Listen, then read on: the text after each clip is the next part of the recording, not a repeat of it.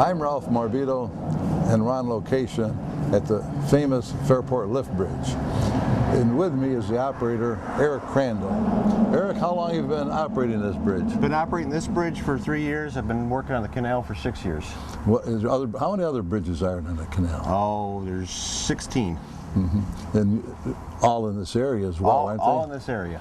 Brockport has one. What other Brockport's got communities? 2, Spencerport's got 1, Adams Basin has 1, Holly's got 1.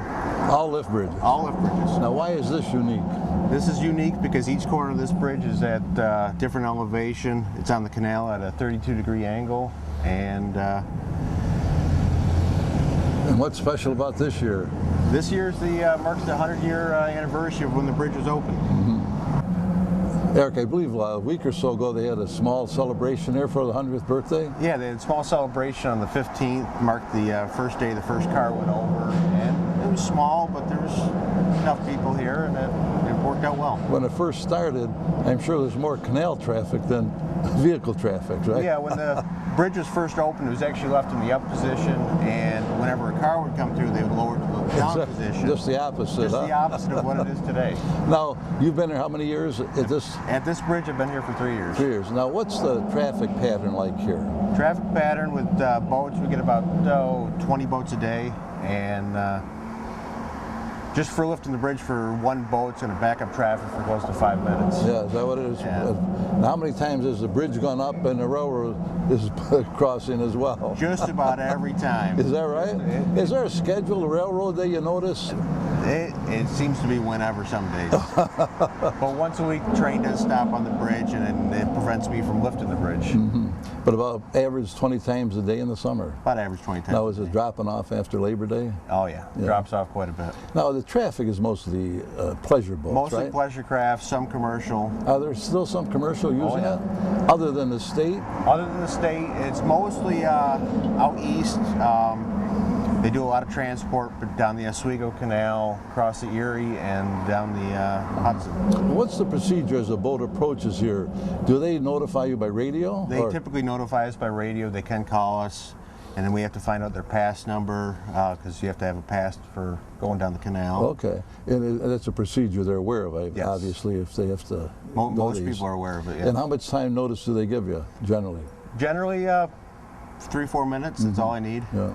And you'll raise it for one boat? I'll raise for 1 boat, yeah. Now, what happens when one boat goes through, and about 20 minutes later, another boat comes through? And I'll just raise it again. Yeah. So you don't wait, well, you don't have no knowing how many boats are coming. You could wait till 2 or 3 came. Yeah, I could wait for 2 or 3, but... yeah, or then if you did it every half hour or that type of thing, yeah, like some do. we used to be every half hour. Oh, really? They did that? It ended up screwing things up because the trains would come at the exact same time, and...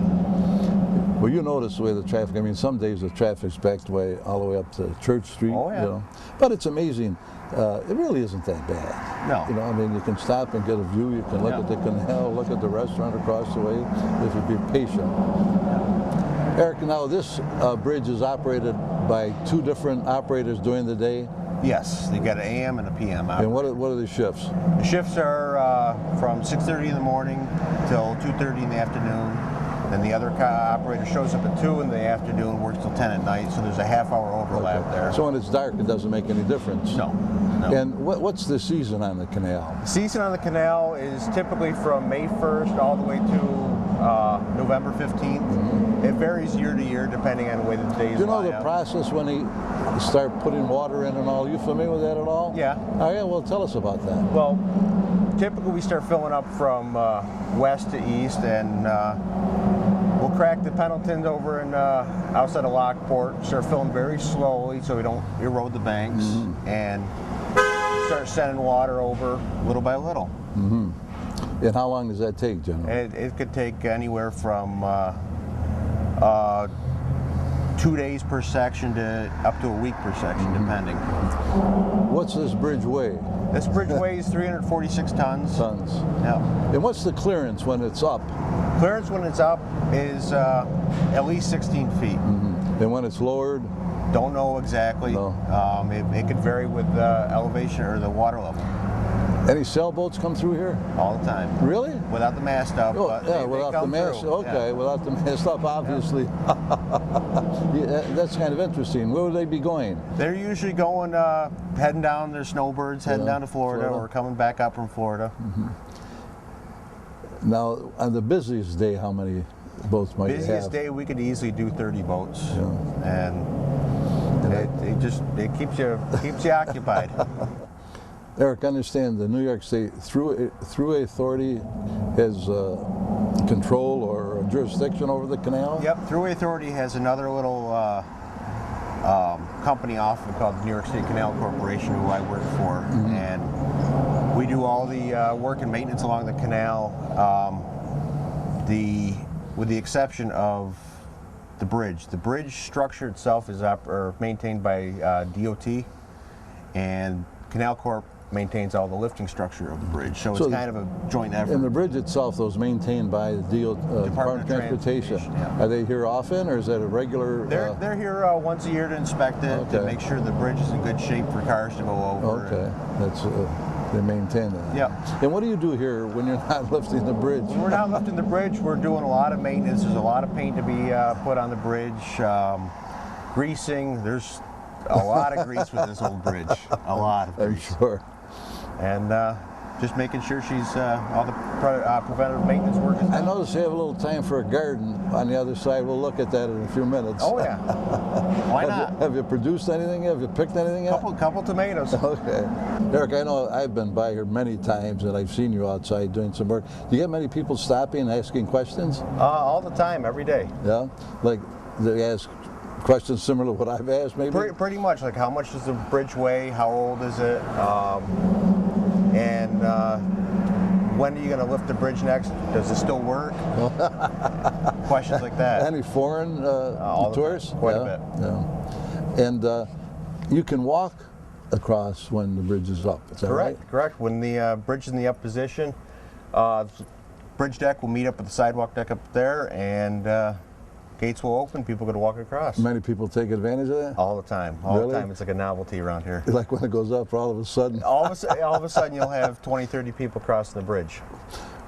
Well, Eric, what we want to see now is this bridge go up and a boat go underneath. Okay. So let's wait a few minutes until that happens. Exactly. Copy that, Captain. I'll have a green light for you. We're in the We're gonna bridge be- tower. I'm going to be stopping traffic right now.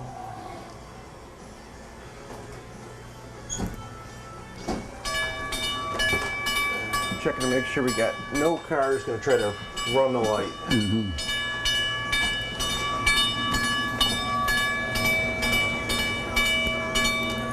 This is the procedure you go through every time a boat's coming through. Every time we have to make sure there's no train traffic, got to make sure there's no emergency vehicles coming, and obviously make sure there's no pedestrians or cars on the bridge. Right. How long does it take the bridge to go up, Eric? Oh, approximately 90 seconds. I bet when people are waiting, it seems like 90 minutes. Yeah, absolutely. But it really, that's not long at all, 90 No. seconds.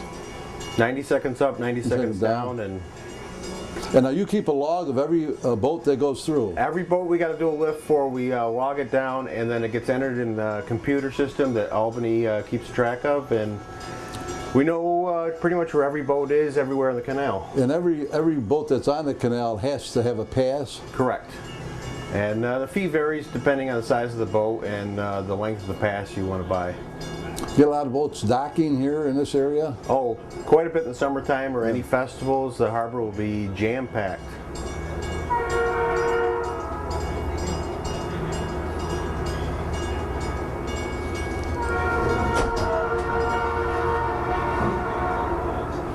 And they are through.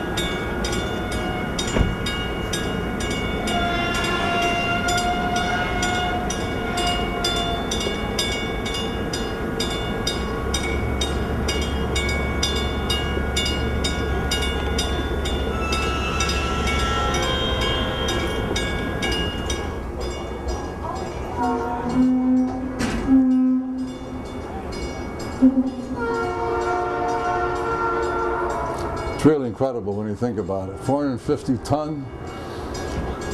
And what kind of motor is that? It's a 40 horsepower motor that lifts it, and it's all equaled off by counterweights. On the north side and south side of the bridge, there's a counterweight that's located underneath the road, and each counterweight's 173 tons. Got a nice view from here. Absolutely. The bridge tower. Yeah.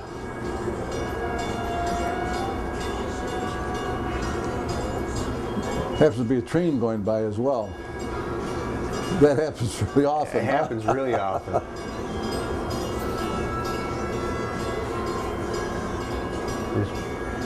Got a couple blind spots, but you gotta make sure no kids try to jump on the bridge or stick their foot underneath the lip of the bridge.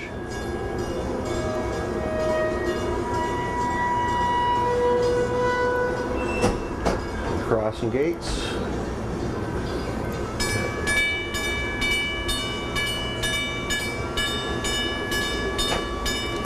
And you still get people that run the red light. And now indicator says the light's green and we're done. And you got people walking across. Yep.